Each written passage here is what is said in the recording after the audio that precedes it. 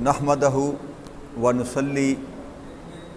नुसल्ली अला रसूलिहिल अमीनिल मतीनिल हनीनिल करीमिर रऊफुर रहीम अम्मा बाद फ़अऊज़ु बिल्लाहि मिनश शैतानिर रजीम बिस्मिल्लाहिर रहमानिर रहीम। वाजिबुल एहतराम साथियों, अल्लाह ताला का बेपनाह लुत्फ़ व करम और उसका एहसान अज़ीम है कि जिसकी तौफ़ीक से हम उसके ज़िक्र के लिए उसके घर में जमा हैं।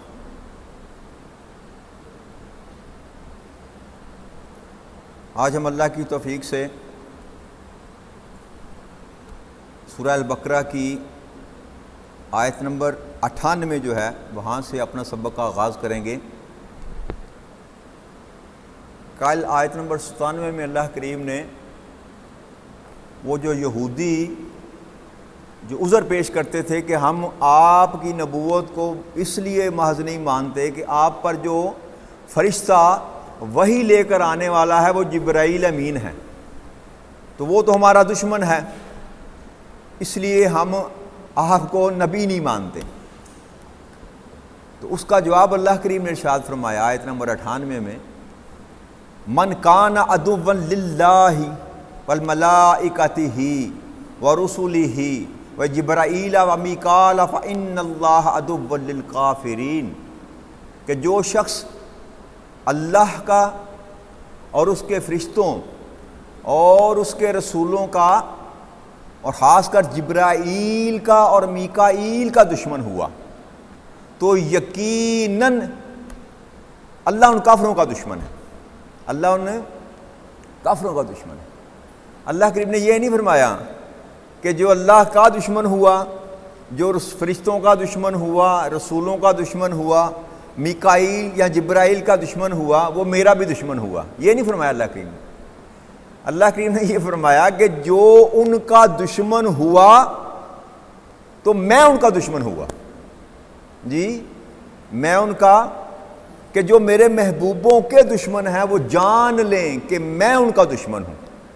उनका मुकाबला,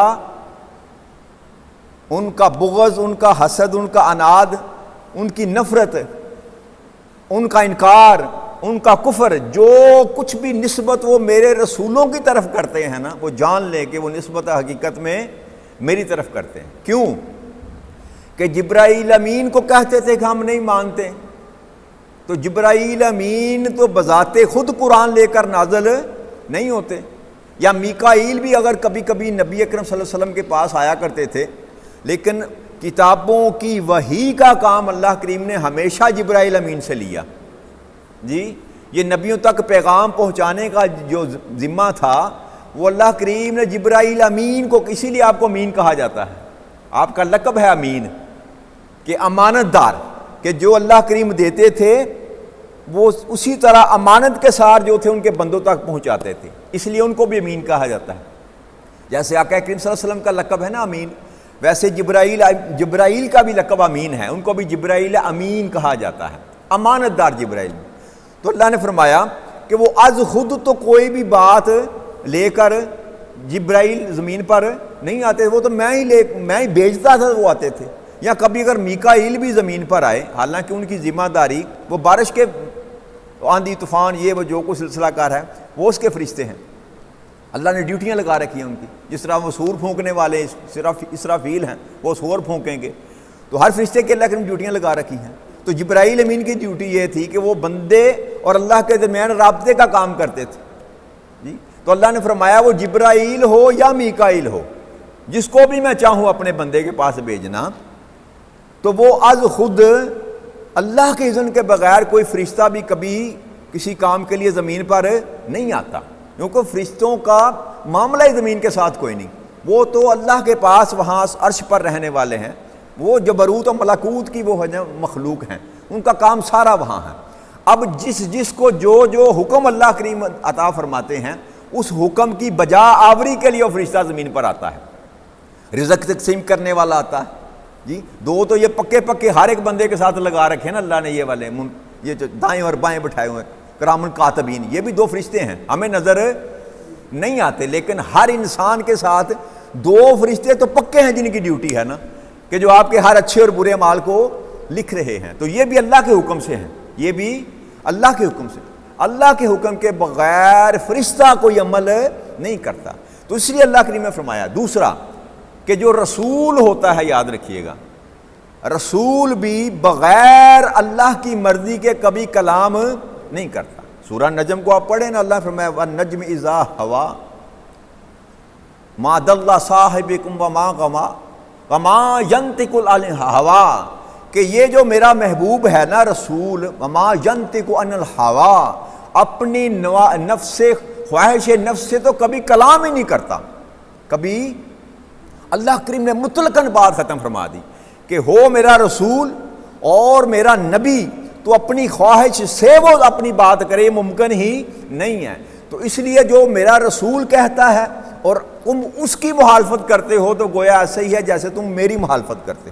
کیوں کہ رسول تو بات میری کر رہا ہے، رسول تو بات میری کر رہا ہے، اور فرشتے کے نزول پر اگر تم اعتراض کرتے ہو تو فرشتہ از خود تو زمین پر آتا نہیں ہے، اگر اس پر تم اعتراض کر رہے ہو تو اصل میں اعتراض تم میری ذات پر کر رہے ہو۔ تو اب یاد رکھ لے، قیامت تک کے لیے اللہ نے یہ قانون پاس کر دیا اور مہر لگا دی، ثبت کر دی کہ جو میرے رسولوں کا دشمن ہے وہ جان لے اس بات کو کہ اب میں ان کا دشمن ہوں، اب میں ان کا، جو میرے رسولوں کے ساتھ جنگ کرنا چاہتا ہے، جو میرے محبوبوں کے ساتھ جنگ کرنا چاہتا ہے، وہ جان لے کہ ان کے مقابلے پر کون کھڑا ہے؟ اللہ کھڑا ہے، اللہ کھڑا ہے۔ تو جن کا دشمن خدا ہو جائے، زمین و آسمان میں کائنات کے کسی ذرے پر بھی کیا ان کو پناہ مل سکتی ہے؟ کبھی نہیں مل سکتی۔ لہٰذا ایسا فعل انسان کو نہیں کرنا چاہیے کہ جو ڈائریکٹ اللہ کے ساتھ دشمنی والا ہو، جس سے اللہ کریم انسان کو اپنا دشمن جان لے۔ جیسے اللہ کریم نے فرمایا تھا نا کہ جو بندہ سود کھاتا ہے، سود کھاتا ہے، اس کے ساتھ بھی میری کھلی جنگ ہے، اس کے ساتھ بھی میری، جو سود کا کاروبار کرتا ہے اللہ کریم نے فرمایا اس کے ساتھ میری کھلی جنگ ہے، یعنی کہ وہ بھی اللہ کے مقابلے پر جو ہے نا وہ جنگ کر رہا ہے۔ اور دوسرا یہ مقام اللہ نے فرمایا کہ جو میرے محبوبوں کے خلاف کھڑا ہوتا ہے نا، جو میرے محبوبوں پر اعتراض کرتا ہے، وہ جان لے کہ وہ میں ان کا دشمن ہوں، میں ان کا دشمن ہوں۔ تو اب دنیا اور آخرت میں کہیں ان کو ٹھکانا، کیونکہ یہاں بھی حکومت اسی کی ہے اور وہاں بھی حکومت اسی کی ہے۔ تو جب اس کے پاس ہی تو نے جانا ہے، حاکم ہے ہی وہ، اگر عقیدہ انسان کو یہ یقین کرے یا نہ کرے، جانا تو اسی کے پاس ہے، حاکمیت تو ہے ہی اس کی، تو پھر بندہ کرتا کس بات کے لیے ہے؟ تو لہٰذا انسان کو کام اتنا کرنا چاہیے جتنا وہ برداشت کر سکتا ہے۔ جی کھلم کھلا اللہ کے ساتھ بغاوت جو ہے نا نہیں کرنی، باغی نہیں بننا چاہیے، گناہ گار بننا، فسق و فجور ہو جانا یہ کوئی اتنی بڑی بات نہیں ہے۔ انسان سے گناہ ہو جاتے ہیں، اللہ معاف کرنے والا ہے، لیکن انسان بغاوت پر نہ اترے۔ جی بغاوت کسے کہتے ہیں؟ اور گناہ کیا ہے کہ بندے سے ہو گیا، اللہ سے معافی مانگ لی، بھئی ایک دفعہ بھی ہو گیا معافی مانگ لی، 2 دفعہ بھی ہو گیا معافی مانگ لی، 3 دفعہ بھی ہو گیا معافی مانگ لی، بھئی 70 دفعہ بھی ہو گیا معافی مانگ لی، تو اس کو بغاوت نہیں کہتے۔ اس کو بغاوت یہ ہے کہ میں نہیں مانتا، جیسے یہودی کہہ رہے تھے کہ ہم نہیں مانتے، سرے سے ہی انکار کر دینا، مان کر بندے سے غفلت ہو جانی، اس کو گناہ کہتے ہیں، فسق فجور اس کو کہتے ہیں۔ فسق کا معنی ہوتا ہے نکل جانا یا نکلنے کا ارادہ کر لینا، فسق کا لغوی معنی یہ ہے، لغوی معنی نکل جانا، کس سے؟ اللہ کے رسول کی اطاعت سے نکل جانا، اس کو فسق کہتے ہیں، اور یہ گناہ کبیرہ میں بھی شمار کیا جاتا ہے، لیکن گناہ اس کو کہتے ہیں۔ تو گناہ گار ہونا یہ اللہ کے ہاں جو ہے نا مقبول ہے، یاد رکھیے گا، اللہ گناہ گاروں کو پسند کرتا ہے، اللہ گناہ گاروں کو ناپسند نہیں کرتا۔ کن کو ناپسند کرتا ہے؟ کن کو ناپسند کرتا ہے؟ نافرمانوں کو ناپسند فرماتا ہے۔ اللہ نے قرآن کریم میں کہیں نہیں فرمایا کہ میں گناہ گاروں کو ناپسند کرتا ہوں، قرآن کریم میں اللہ کریم نے کہیں نہیں یہ فرمایا، پورے قرآن کریم میں آپ کو یہ جملہ نہیں ملے گا کہ اللہ گناہ گاروں کو ناپسند کرتا ہے، نہ، اللہ کہتا ہے کہ میں کن کو ناپسند کرتا ہوں؟ جو نافرمان ہوتے ہیں۔ تو اس کا مطلب یہ ہوگا کہ گناہ گار اور نافرمان میں فرق ہے، گناہ گار اور نافرمان میں فرق ہے۔ تو اس فرق کو جاننے کے لیے کوشش کریں۔ گناہ گار وہ ہے جو غلطی کرتا ہے لیکن اللہ کا باغی، اللہ کے احکامات کے خلاف نہیں جاتا، جانتے بوجھتے ہوئے اللہ کی مخالفت نہیں کرتا، اس کو گناہ گار کہتے ہیں۔ اور جو اکڑ گیا، بھائی اللہ نے کہا کہ سود میرے خلاف جنگ ہے، تو وہ جانتے بوجھتے ہوئے سود کا کاروبار کرتا ہے اور اعلان کرتا ہے، تو پھر وہ سمجھ لے کہ وہ گناہ گار نہیں ہے، وہ گناہ گار نہیں ہے، وہ نافرمان ہے، اور پھر اس کے ساتھ وہی معاملہ کیا جائے گا میرے بھائیوں جو نافرمانوں کے ساتھ کیا جاتا ہے، گناہ گاروں کے ساتھ والا معاملہ اس سے نہیں کیا جائے گا۔ تو ایک تو یہ اللہ کریم نے فرق بتا دیا کہ اب جب میں کسی کا دشمن بن جاتا ہوں تو پھر وہ اپنی خیر منائے، پھر وہ اپنی خیر منائے۔ آگے اللہ کریم نے ارشاد فرمایا وَلَقَدْ أَنزَلْنَا إِلَيْكَ آيَاتٍ بَيِّنَاتٍ وَمَا يَكْفُرُ بِهَا إِلَّا الْفَاسِقُونَ، یہ فاسقون کا لفظ بھی آ گیا۔ اللہ کریم نے ارشاد فرمایا بے شک ہم نے آپ کی طرف روشن آیات نازل کی ہیں، اتاری ہیں، اور ان نشانیوں کو سوائے نافرمانوں کے کوئی انکار نہیں کر سکتا، سوائے نافرمانوں کے۔ اور یہ آیت کریمہ بھی جو ہے نا، وہ میں نے کل ایک بندے کا نام بتایا تھا، یہودی کا، ابن سوریہ، یہ اس کے جواب میں اتری تھی، جو وہ کہتا تھا نا کہ کوئی قرآن شران نہیں ہے جی، اب اگر وہ میکائیل لے کر آتا تو ہم مان لیتے کہ واقعی اللہ کی طرف سے تمہارے پاس کلام آیا ہے۔ تو اس کا اللہ کریم نے جواب دیا کہ یہ فاسق ہیں، یہ حقیقت میں یہ فاسق لوگ ہیں جو نہیں مانتے، ہم نے تو واضح نشانیوں کی طرح پر اتارا، ڈکی چکی بات، مبین، کھلی نشانیاں، روشن، اللہ نے فرمایا روشن، یعنی کہ اندھیرا بھی ہو تو روشنی، جب روشن والی چیز ہو، روشنی چیز ہوگی نا، بس گپ اندھیرا ہو تو ٹمٹماتا ہوا دیا بھی ہے نا، وہ بھی نظر آ جاتا ہے۔ آیات بینات کا مطلب یہ ہے کہ ایسی نشانیاں کہ جو چھپ نہیں سکتی، واضح نظر آ جاتی ہیں، اب ماننا نہ ماننا انسان کی اپنی مرضی ہے۔ تو اللہ نے فرمایا کہ میں نے تو روشن آیات جو تھی وہ دے کر بھیجی، اب ان میری نشانیوں کو، میری ان آیات کو سوائے نافرمانوں کے کوئی انکار نہیں کرے گا، کہ جنہوں نے قسم اٹھا رکھی ہے کہ ہم نے بات نہیں ماننی، بس وہی انکار کرے گا۔ وہی بھئی ایک بندہ، آپ باہر نکلنا، سورج چمک رہا ہے تو آپ کہیں جی سورج جو ہے وہ چمک رہا ہے، نکل رہا ہے، تو اگر کوئی بندہ کہ جی میں نہیں مانتا کہ سورج چمک رہا ہے، اس کا کوئی علاج ہے؟ کائنات میں کوئی اس کا علاج نہیں کر سکتا۔ کیوں؟ کہ اس نے کہہ دیا بھائی میں نہیں مانتا سورج چمک رہا ہے۔ اب دنیا کی کوئی دلیل اس کو آپ یہ نہیں بتا سکتی اس بات کا کہ واقعی یار سورج چمک رہا ہے، کیونکہ وہ اکڑ گیا، میں نہیں مانتا سورج چمک۔ اب کیا دلیل دیں گے اس کو آپ جی؟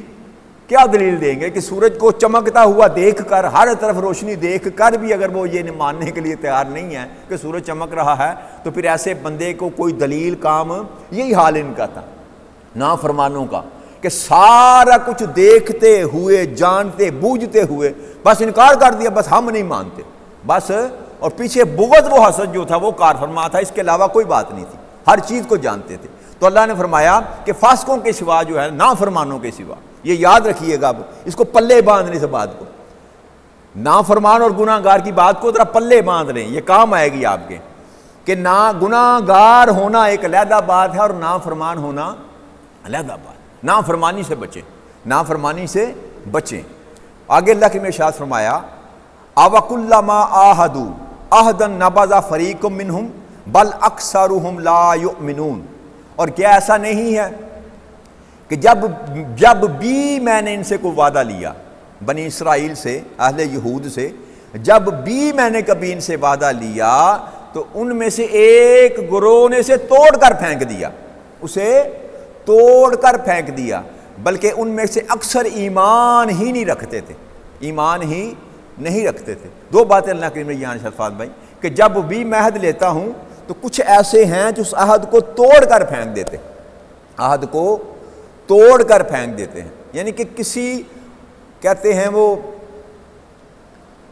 کسی قابل ہی نہ سمجھنا کسی بات کو، کہ آپ نے وعدہ کیا اور وعدے کو توڑ کر پھینک دیا۔ ایک تو ہوتا ہے وعدہ وفا نہ کرنا، وعدہ کیا، وعدہ وفا نہ کرنا، لیکن اب وعدہ تو آپ کو یاد ہے کہ میں نے کیا تھا، آپ انکاری نہیں ہیں لیکن وعدہ پورا نہیں کر رہے، یہ ایک علیحدہ بیماری ہے، یہ ایک علیحدہ گناہ ہے۔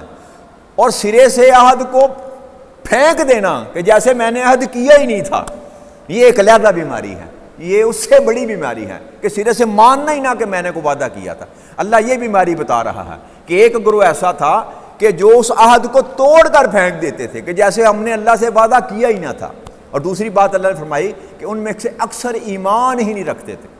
اکثر یعنی کہ اصل حالت ان کی اللہ کریم نے یہ بتائی کہ حقیقت میں وہ کبھی صاحب ایمان تھے ہی نہیں.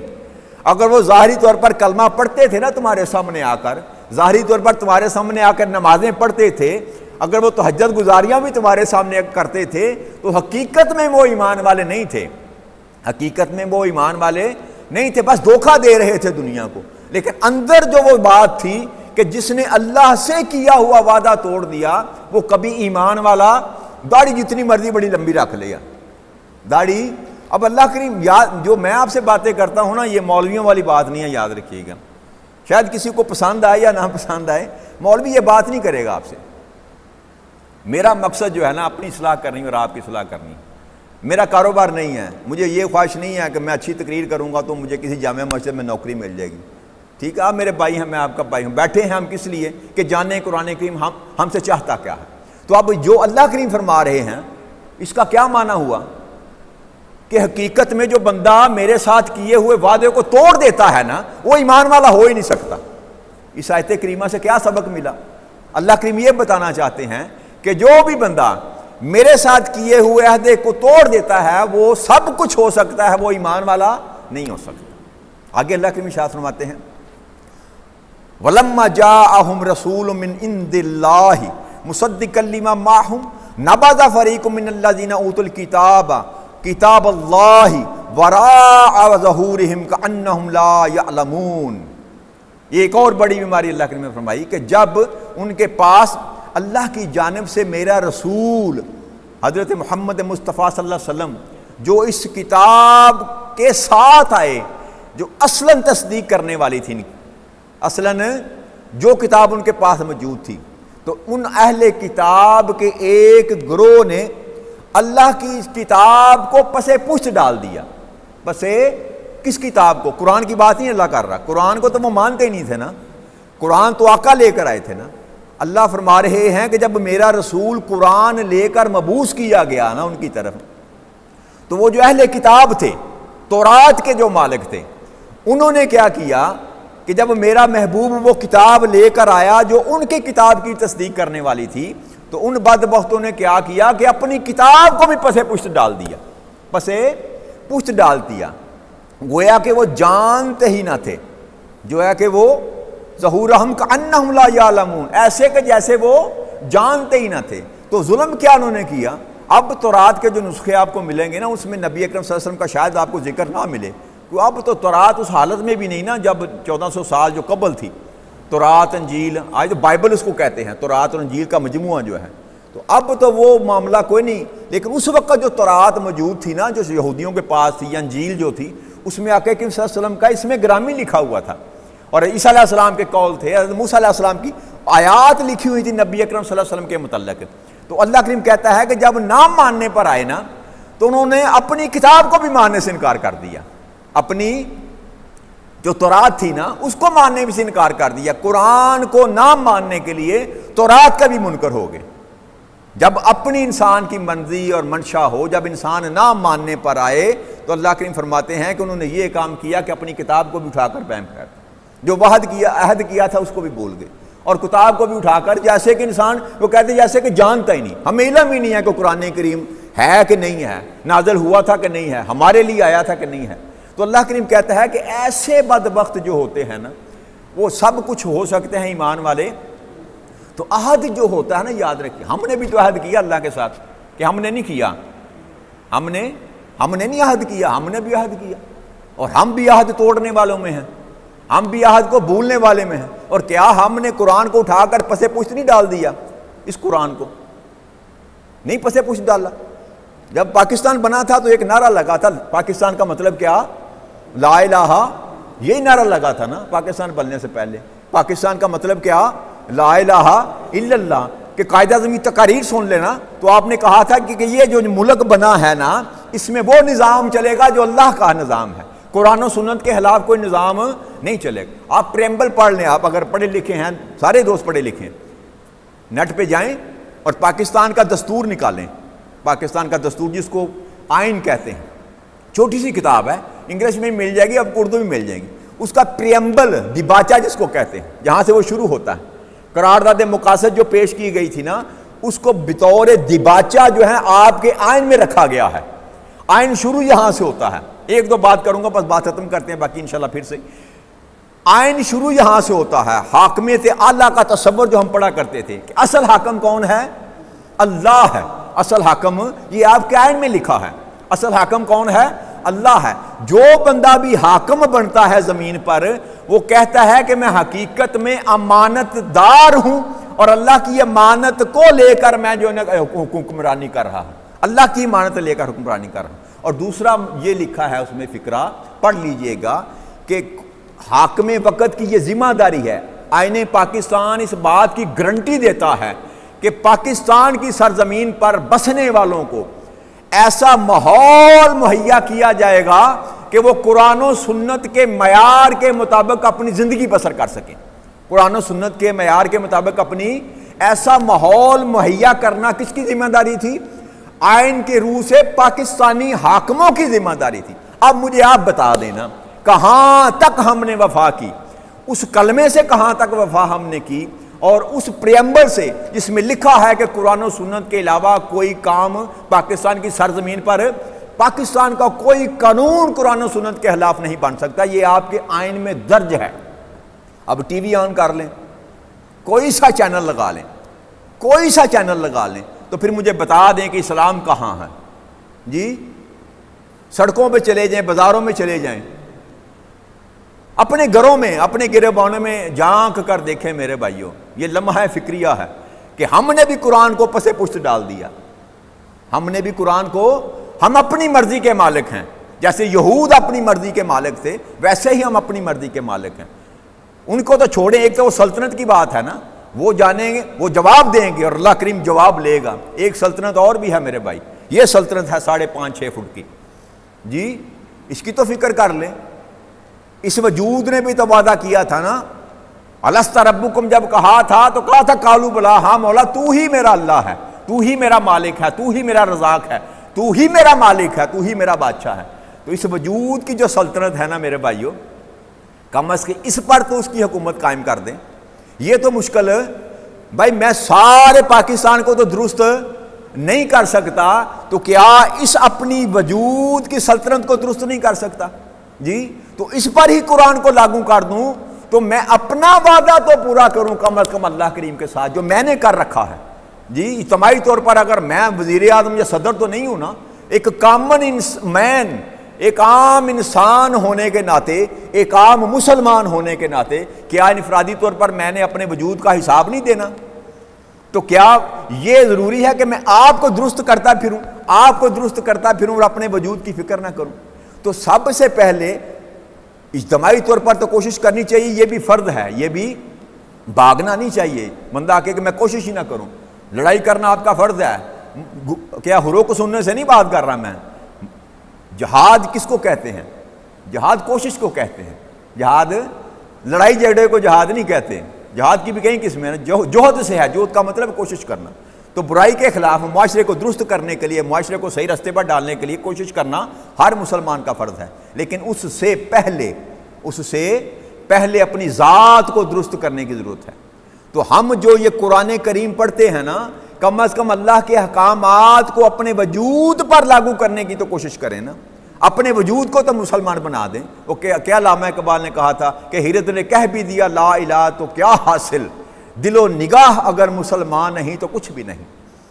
بھی خالی کلمہ پڑھ لینے سے تو بندہ مقصد پورا، اللہ کی رحمت ہو جاتی ہے تو مسلمان ہو گیا، لیکن یہ منشا اللہ کا اور اللہ کے رسول کا پورا، دل و نگاہ مسلمان نہیں تو کچھ بھی نہیں۔ تیرا من بھی اگر مسلمان نہیں تو اس وقت تیرے تن کے مسلمان ہونے کا کوئی فائدہ نہیں ہے۔ اللہ کریم ہمیں طاعت رسول میں زندگی بسر کرنے کی توفیق عطا فرمائے۔ وما علینا الا البلاغ المبین۔ والسلام علیکم ورحمۃ اللہ وبرکاتہ۔